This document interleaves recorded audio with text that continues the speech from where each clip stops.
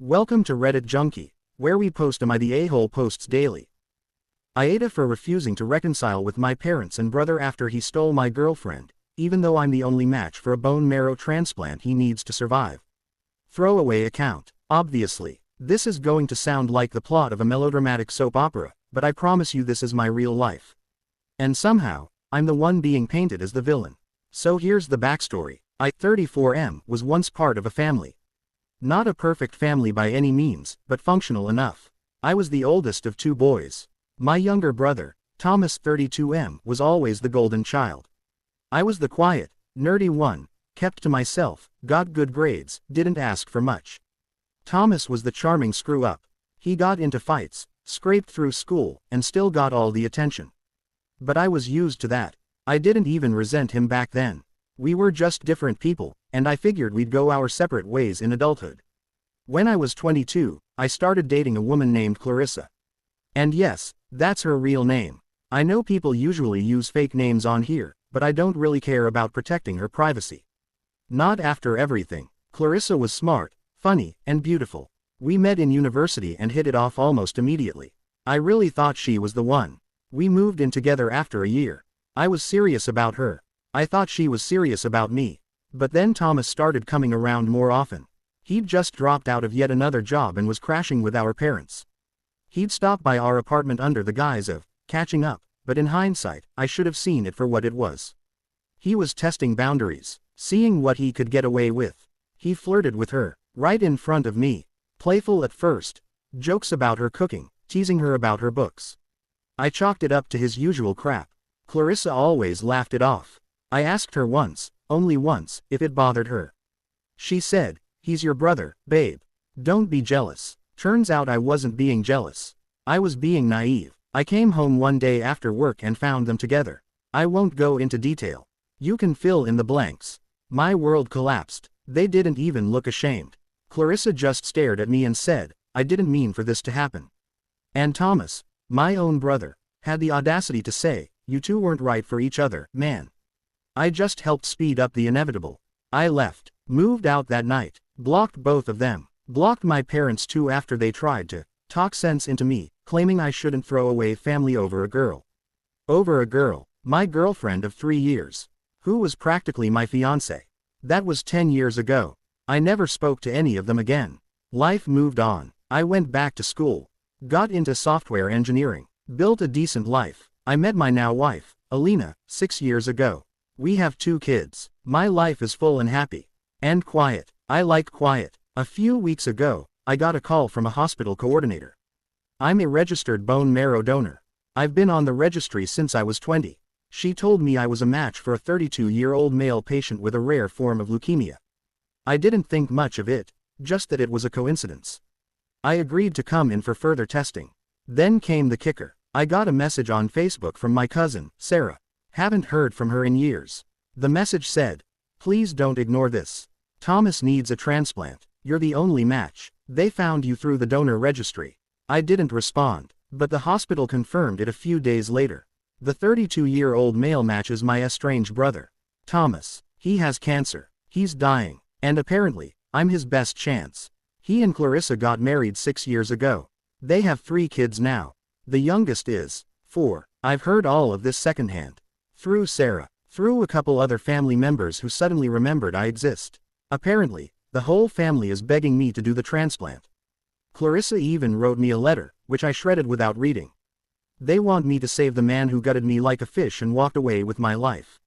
They say, he's changed. That, he's a father now. That, he's not the same person. But I'm not the same person either.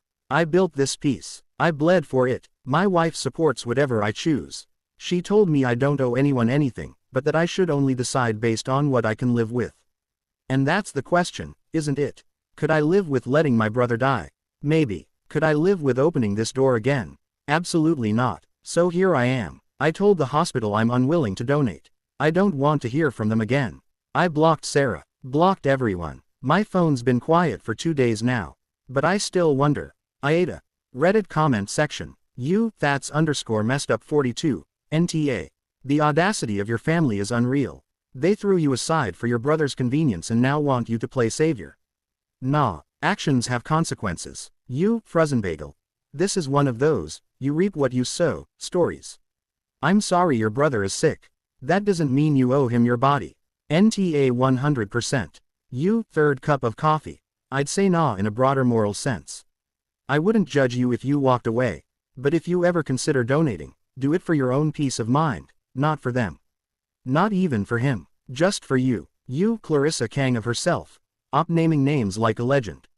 Honestly, the cold honesty here is so refreshing. NTA. You, spine level 100. I really hate how your family kept minimizing your pain. Over a girl, excuse me. They destroyed your trust. Let them lie in the bed they made. You, match but not interested.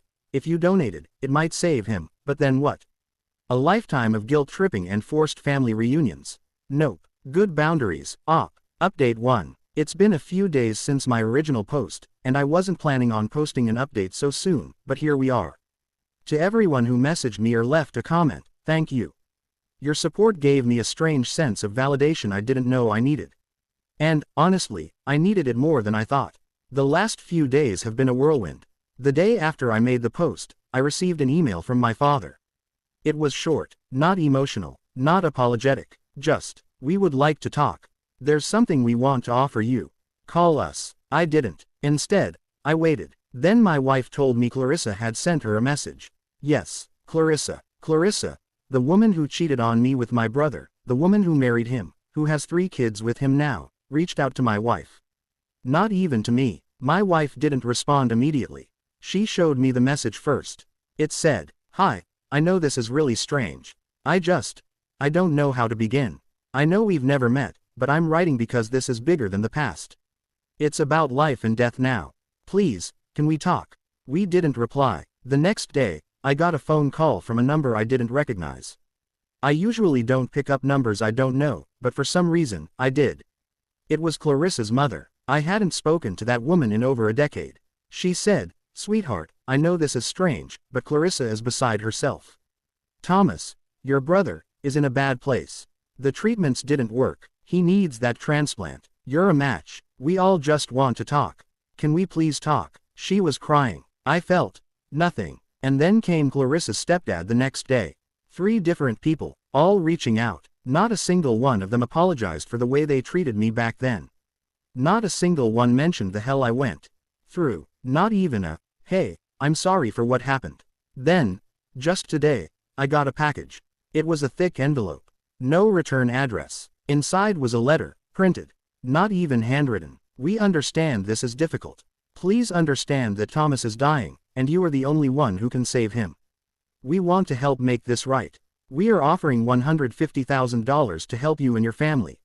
No strings attached. But please, save your brother. $150,000.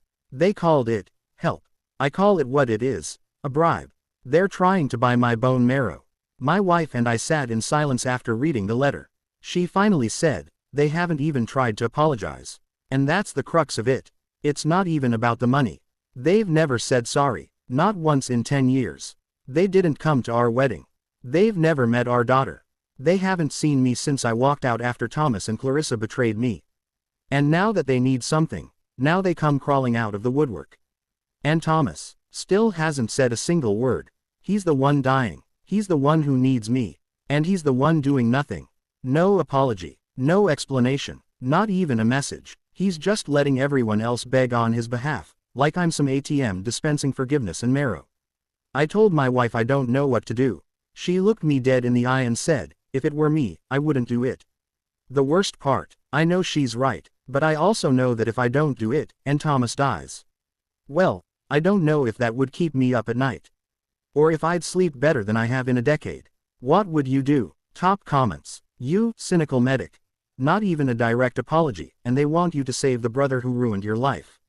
They don't want forgiveness. They want a miracle without accountability.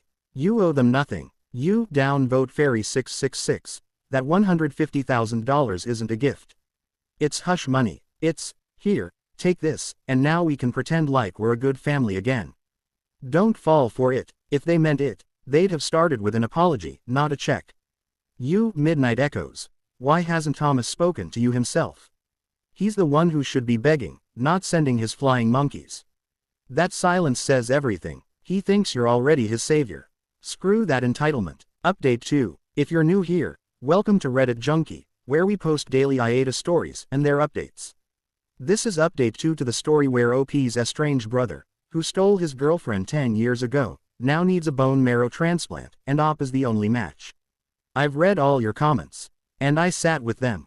I stewed. And ultimately, I came to a decision.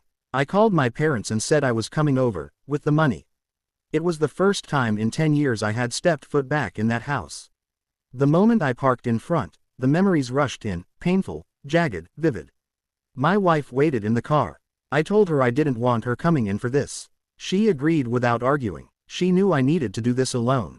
The door opened before I could knock. It was my mother. She looked older, thinner, more tired than I remembered. But her expression was the same, neutral, cold, controlled. "Come in," she said. Inside were all of them. My father, Clarissa, Clarissa's parents, Clarissa and Thomas's 3 kids. Thomas wasn't there. I didn't ask why. I didn't sit. I stood in the middle of the room and said, "Here's your money back." I handed the envelope to my father. He didn't look surprised. Clarissa looked something between confused and hopeful. She opened her mouth, but before she could speak, her mother cut in. "Don't be hasty. You haven't even heard what we have to say. We're not here to fight you. We're here to ask for your help. One more time." I didn't respond. Her stepdad stepped in. "You know, we tried to believe you were a good kid. But I always had my doubts. And now I see it. When faced with a tough situation, you go the easy way. You run." I snapped. "You know what?" I said, voice even, low, steady. "You're right. 10 years ago, the easy way was walking away from your whore of a daughter." Silence. Then Clarissa gasped. Her mother lunged at me. And her stepdad swung first. I ducked. Instinct. Adrenaline. 10 years of bottled rage. I shoved him back. Her mother was screaming. My father stepped in, yelling. Clarissa started crying, hysterically. "You think I'm a whore?" she sobbed. "After everything. You ruined my life." I spat. "You and Thomas. I don't owe either of you a damn thing." Her kids were crying now. The oldest, probably 10, was shielding the youngest 2. The image cut through the chaos, and I froze. I suddenly felt done. I looked at my parents. Still not a word of apology. Still not one acknowledgement of what they let happen. I looked at Clarissa, and despite everything, despite the betrayal, the heartbreak, the decade of silence, I saw her not as the girl I once loved, but as a stranger who helped shatter me.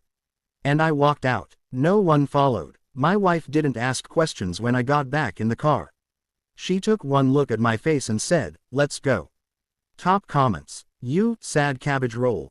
I was rooting for you to stand your ground, but I didn't expect it to go down like this. You had every right." Clarissa deserved to hear it. Her parents escalated, not you. You, deleted brother energy. There's something so satisfying about not just rejecting the bribe, but returning it in person.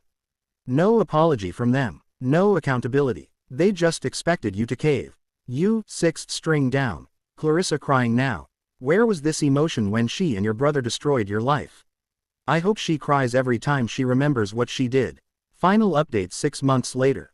Thomas is in hospice. Even if I wanted to donate now, it's too late. I found out through Clarissa's stepdad, oddly enough. He left me a voicemail saying, "It's done. Don't bother." No follow-up. No invitation to visit. Just that, since I returned the money, I've only heard from my parents twice. The first time was 2 weeks after the fight. It was a voicemail from my mother. She said, in her tired voice, that I needed to do the right thing. That phrase, the right thing, felt like acid in my chest. What was ever the right thing for me? Then, last week, I received a letter. From my mother. Handwritten. Folded 3 times. Tucked in a plain envelope with no return address. She said she understood that Thomas was beyond help.